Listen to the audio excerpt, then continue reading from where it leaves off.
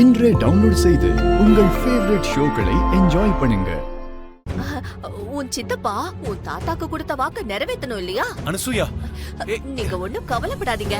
பாகியலட்சுமியையும் பசங்களையும் நாமளே கூட்டிட்டு போய் கல்யாணம் பண்ணி அவளுக்கு ஒரு நல்ல வாழ்க்கையை அமைச்சு கொடுப்போம். வேண்டாம் சித்தி, எனக்கு என் கல்யாணத்தை விட என் தங்கச்சி தம்பியோட எதிர்காலம் தான் முக்கியம். இந்த வீடு தாத்தா கட்டின கோவில். என்னால இங்க இருந்து வர முடியாது. என்ன மன்னிச்சிருங்க. பைத்தியக்கார பொண்ணு இப்படி சொன்னா எப்படிமா? உங்களை எங்க கூட கூட்டிட்டு போகணும்னு நினைக்கிறதே நானிக்காக தான்மா. நீங்க என்ன சொல்றீங்க சித்தி?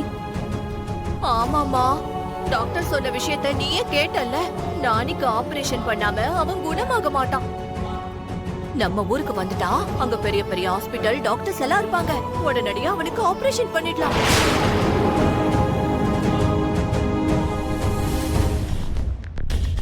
என்னங்க, ஏதாவது சொல்லுங்க.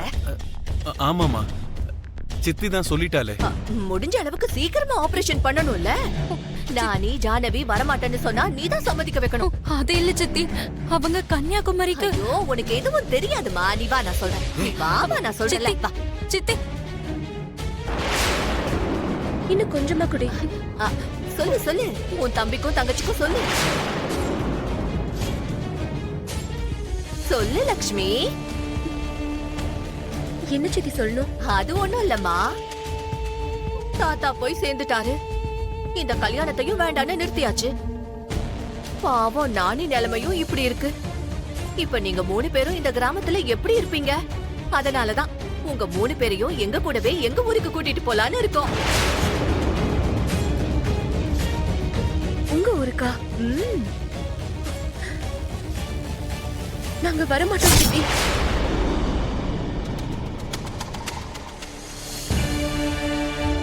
ஆமா, நாங்க இங்கேயே இருக்கோம். உங்க கூட அக்காவும் வருவா நானி. அக்கா, என்னக்கா இதெல்லாம்? ஜானு,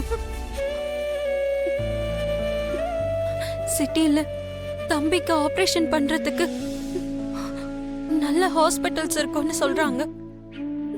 நமக்காக இல்லைனாலும் நம்ம தம்பிக்காக போலாம்.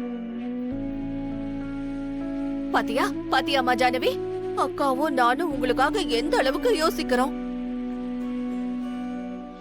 நானி சீக்கிரமா குணமாகி ஸ்கூலுக்கு போகணும்னு உனக்கு தோணலையா ஜானவி?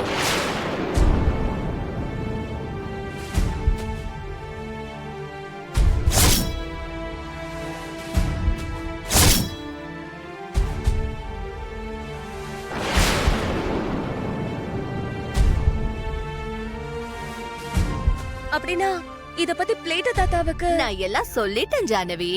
அவரு ரொம்ப சந்தோஷப்பட்டாரு.